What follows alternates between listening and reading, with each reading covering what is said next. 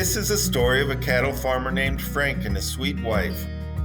They were getting along in years and could feel themselves slowing down. Their cattle were diminishing, and they struggled to make it day by day. Frank would work long hours in the pastures and come home to see his wife sitting in her wheelchair looking out the window. One day he noticed that she'd been crying. Concerned, he knelt by her side and asked what was wrong. "I'd like to go places," she said. Frank looked at his old farm truck outside, then looked back at her wheelchair. His heart sunk. After a prayerful pause, he heard himself respond, "Of course, dear, you deserve that." The next day, he drove hours to find a dealership that sold wheelchair vans. He had never looked inside a wheelchair van before and was amazed at how perfect it was. And then he saw the price tag in the window. Quickly, he left the lot before anyone could approach him. When he got home, his wife was not in front of the window. She was at the door with her face smiling. "Well," she said, "are we going to get it?" The farmer was taken back. He had not even told her where he was going. He knew he couldn't say no. "Absolutely, you'll love it." That night, sleep did not come to his eyes. The next day, he went into his local credit union and spoke with an old friend that worked there. He told her about the wheelchair van and she agreed to help.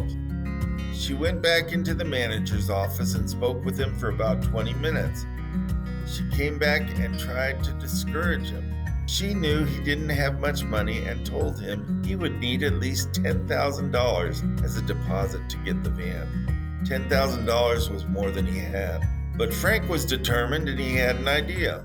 The next day, the farmer called the mobility dealership and told the salesman he wanted to buy the wheelchair van that he had seen. The salesman met Frank at the bank. As they entered, Frank quickly became aware that the loan officer he had spoken to the day prior was no longer at her desk. Frank asked for the bank manager to inquire about his missing friend.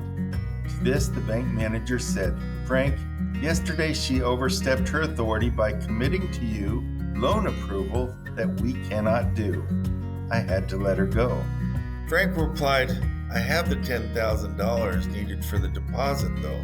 The manager continued, "There is no way to get a book value for a wheelchair van. Without it, there's no way to secure it with a loan. I'm sorry, Frank. There's nothing I can do." With that, Frank started the long drive home to tell his wife the terrible news. The news was harder than one might think. You see, the night before, Frank sold his only bull at a wholesale price so he could get together the money to buy the wheelchair van. Hi, my name is Steve Chandler. I'm the founder of My Mobility Path, and I'm also the person that tried to sell Frank that wheelchair van over 12 years ago now. His name really was not Frank, but the story was real. And it was a story that I had to experience in different ways with different customers, but the similar factor, the banks could not provide them financing, and many of them were very qualified customers. According to the Bureau of Transportation, 3.6 million Americans do not leave their homes because they are handicapped and do not have provisions to get out. Now, this is a much larger number than I would have expected, and I just couldn't believe it when I heard 3.6 million people stuck in their own homes because they couldn't get accessible transportation. And I had to wonder how many of those are because of the system. How many couldn't get the financing just because it wasn't available in the banks and the local credit unions? My Mobility Path provides banks the information they need to approve wheelchair van loans. We also have been very effective in making sure totaled vehicle claims get the proper value and the proper adjustment so people aren't left with half the amount of money needed to buy their next vehicle. The research and development we're doing is leading us towards future services and expansion. This expansion includes roadside assistance, for example, that will go into any and all states with an adequate demand for it and with enough non-emergency medical transport carriers to support it. Just to give you an insight into the preparation that goes into that, in Virginia, before we started the program, we had 47 contracted non-emergency medical transport companies and over 200 non-emergency medical transport drivers and licensed carriers to execute the program, and they are on call with us. Part of our expansion is towards an online service called Find Your Fit, and I am particularly excited about this. This program helps people find the exact products to help them in their situation.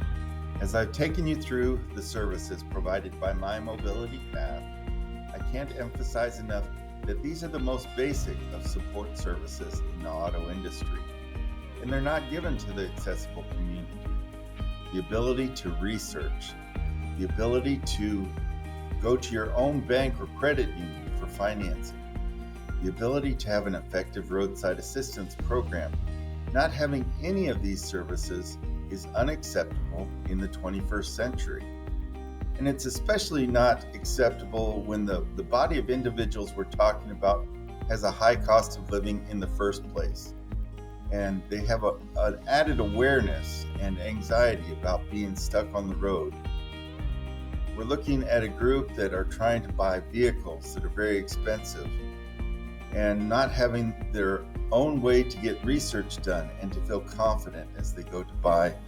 That's unacceptable. My Mobility Path is a partnership with people who care and people who want to make a difference. As you go back to the original email, you'll find links that tell you more about the company, its mission, its members, and its services. And the body of the email will also include ways for you to partner and strengthen the impact that's created by My Mobility Path. I look forward to having you on our team and making a difference. Thank you.